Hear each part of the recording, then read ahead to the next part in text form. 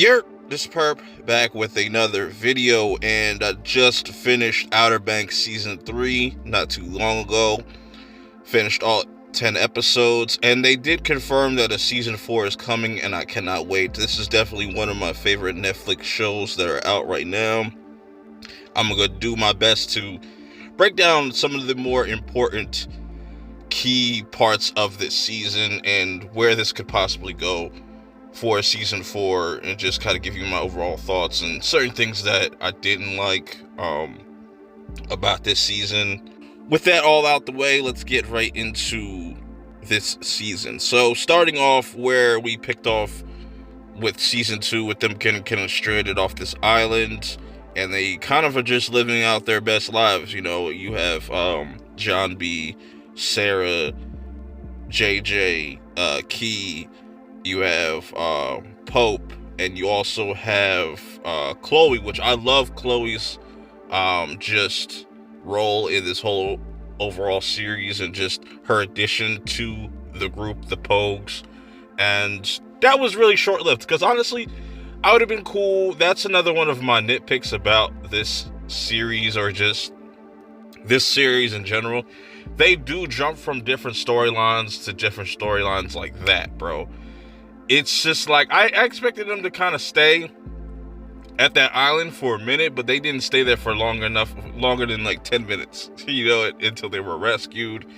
And this is where things get really chaotic, as the person that they think is a person that's out to help them, they're kind of skeptical of them. They think that they're probably working for Ward. So they end up getting the plane that they're in to crash, you know what I'm saying, which was really stupid, and just, that was their one way out. It ends up leading to Key getting separated from the group. Key's getting, brought in by this new villain, the new big bad, Carlos Singh. And he's also a man that's on a mission to find this huge treasure. And that's the thing about this show. You know, it started off with the Royal Merchant, which is just these little, like, just a little bit of gold. We thought that was the big goal. And then season 2 introduces another bombshell called the Cross. You know, that's linking to Pope and his lineage and whatnot. But then what they really do here to really expand on everything is talk about El Dorado. That's the real big, thing that they're focusing on in this season. I don't know if they're going to come back to that, or if there's going to be something even bigger than that, but that's pretty much the gist of this season. You know, the treasure just keeps getting bigger, the story just keeps getting bigger and bigger, but we go from them being on an island to now trying to get this rescue mission to save Key so they can all go back home, because back at home in the Outer Banks, they're all missing at this point.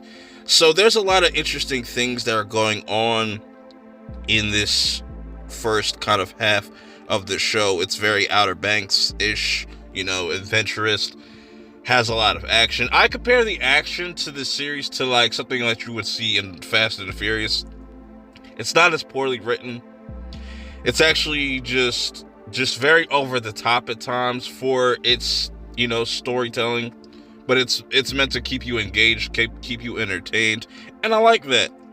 You know, we see all these characters, and also the fact that John B's dad is still alive kind of changes a lot of things for a lot of characters, not only just John B. It affects a lot of people moving forward throughout the season. And, you know, he has another kind of clue to this whole El Dorado thing with these statues, and if somebody could figure out how to decipher this, then it's, you know, they've hit the jackpot. But this reunion between, you know, John and his father, Big John, was very short-lived, because, you know, it went from John B being very excited and happy that his father's in his life, that he kind of regrets it, because he didn't expect them to be sitting around dropping bodies and stuff. And, you know, him just coming back into his life has created more rifts between him and his friends, where his father tells him, like, yo, you cannot trust anybody, especially Sarah, and just her father and just the Camerons in general. While that's going on, you have, Key and also JJ starting to kind of have a thing for one of another, and you have Pope and Chloe starting to kind of open up to one another, and I really like that. I think Pope and Chloe's character arc in this story was really dope, because anytime Pope would kind of lose his way or just kind of drift off, Cleo's there to kind of really bring him back, and I really love those two's, interactions with one another. So it's like I said, this whole thing with John B's father, Big John, coming back made him have to kind of keep secrets, and this has caused rifts between the group, where Sarah's kind of off doing her own thing, even kind of gets it in with, not really gets it in, but, starts to question her relationship with her and John B, to even playing with the idea of being around Topper. Topper comes back, and that is just a ridiculous storyline. You get a storyline where Key actually gets sent to like this re-educational type of facility and stuff. Her parents were wilding, bro. It was just crazy.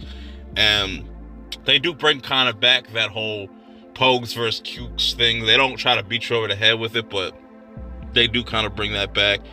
Just them trying to readjust to their normal lives. They've done this again and again, like throughout each season. You'll have this epic mission that they go on, and then somehow they end up kind of rifting apart, then shortly coming back together once again for this epic finale, which this finale was really well done. The fact that you have Big John, you have Ward, Sarah, and John B all heading to South America to figure out this whole El Dorado situation. And like I said, the main bad guy in this, like, his whole menacing kind of just went out the window, and I did not really care about his role. He only really killed one person, but but that aside, I like the fact that these two made their ultimate sacrifices for their children.